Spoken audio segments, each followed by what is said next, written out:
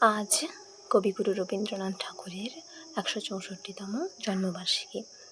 তো ভাবলাম ওনার একটা কবিতায় আবৃত্তি করি। নতুন করে কোনো কবিতা লেখা হয়নি, বিভিন্ন পারিপার্শ্বিক পরিস্থিতির জন্য। তো আমার খুব প্রিয় একটা কবিতা আবৃত্তি করবো সেজন্য। এই কবিতাটা আমার কাছে এত প্রিয় যে বলার মতো নয়। মানে বিভিন্ন জায়গায় আমি এটা আবৃত্তি করে ফার্স্ট হয়েছি। আর কোনো সময় কোথাও দাদাদিদিরা ভাই বোনরা আবদার করলে মাঝে মাঝে এটা আবৃত্তি করি। কবিতাটা আমার এমনিতে মুখস্থ, তবুও কিছু কিছু জায়গায় হয়তো ভালো মতো মনে নাও থাকতে পারে, সেজন্য দেখে দেখে পাঠ করব। আর একটা ব্যাপার হচ্ছে, আমি সবসময় ভাবতাম ছোটো থেকেই যে কেউ কোনো সাংস্কৃতিক অনুষ্ঠানে অংশগ্রহণ করলে কাছের যে বাটি হোক, কাপ হোক, গ্লাস হোক পায়, আমি সেটা কোনোদিনও পাইনি।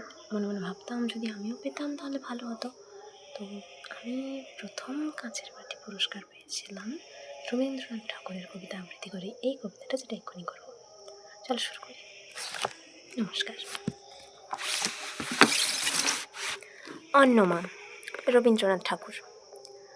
আমার মা না হয়ে তুমি আর কারো মা হলে, ভাবছ তোমায় চিনতেম না, যেতেম না ওই কোলে, মজা আরও হতো ভারী, দুই জায়গায় থাকতো বাড়ি।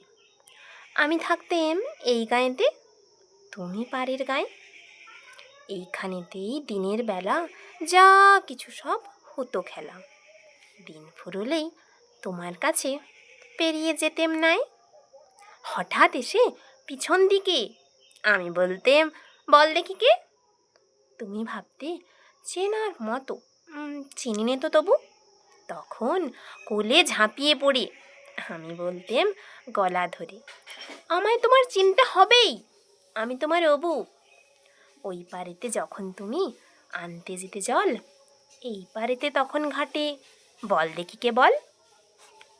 কাগজ করা নৌকোটিকে ভাসিয়ে দিতেম তোমার দিকে, যদি গিয়ে পৌঁছতো সে, বুঝতে কি সে কার। সাঁতার আমি শিখিনি যে, নইলে আমি যেতেম নিজে, আমার পারের থেকে আমি যেতেম তোমার পার। মায়ের পারে অবুর পারে থাকতো তফাৎ কেউ তো কারে, ধরতে গিয়ে পেতো না কো, রইতো না একসাথে।